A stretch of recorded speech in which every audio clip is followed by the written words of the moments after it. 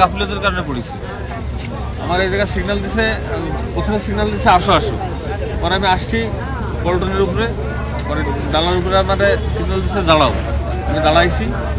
দাঁড়ানোর পরে এই জায়গা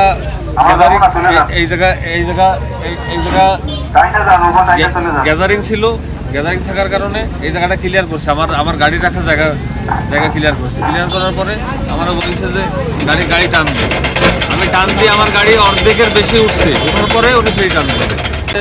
মনে করেন গাড়িতে গরু ছিল একটা ফ্রিজে, হলস্টাইন ফ্রিজিয়ান গরু, দামি গরু, 60,000 থেকে আমার গরুটা 2,85,000 টাকা দিয়ে।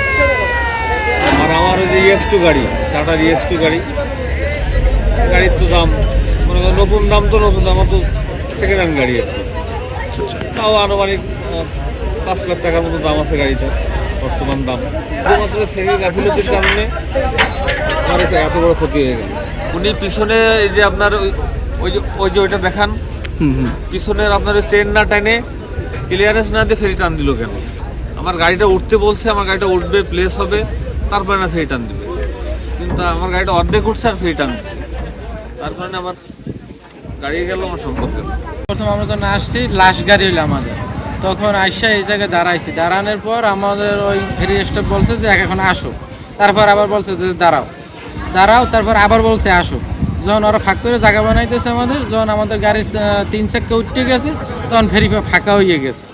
ফাঁকা হয়ে যাওয়ার পর নদীতে গরু পড়ে গেছে। তারপর এনে স্থানীয় লোক উদ্ধার করার চেষ্টা করছে, গরুটার অনেক 3-4 মিনিট মানে চেষ্টা করছে। পরে দাউ দিয়েছে, আমার পাও কাটতে গেছে, মানে দাউতে বাজছে। তারপর পরে গরুটা মারা গেছে। গরুটার ধরেন দাম আছে 2,70,000 থেকে 80,000 টাকা দাম আছে গরুটার। আমার নিজের কাগজপাতি আছে, মানি ব্যাগ আছে, 2টা মোবাইল আছে। গাড়ি তো চালাইয়া আসার পরে হ্যাঁ ভাড়া করছে, গাড়ি ড্রাইভার মানা করছে, গাড়ি ড্রাইভার থামে গেছে, এই জায়গায় থামা ছিল, মানে ওঠে না।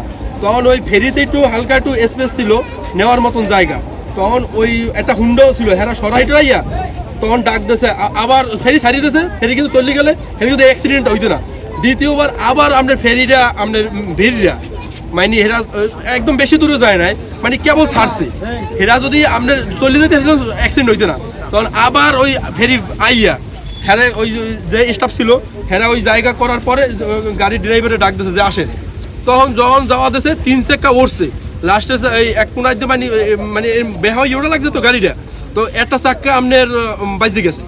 বাজে যাওয়ার পরে আপনার ওই গরুর যে ওই গরুর ভারতি, তো ওইটা পরস্পর গাড়িটা পড়ে গেছে। আর হেরা যদি ছাড়িয়ে দিয়েছে সেই কারণে মানে পড়ে গেছে। গাড়ি ফেরিও টান দিছে, গাড়িও টান দিছে, মেডেলে মনে করেন ফেরি সরিয়ে গেছে, গাড়ি পানির নিচে পড়ে গেছে। গরু বাঁধা ছিল, গরু 5 মিনিট পরে আপনার মনে করেন পানির নিচে ডুবে যায়, গরুর রশি কাটা হয়েছে। উড়ানোর পরে কত 2 মিনিট হয়তো গরুটা ছিল, তারপরেই মারা গেছে গরু। আর গাড়ি বর্তমানে এখানে আছে।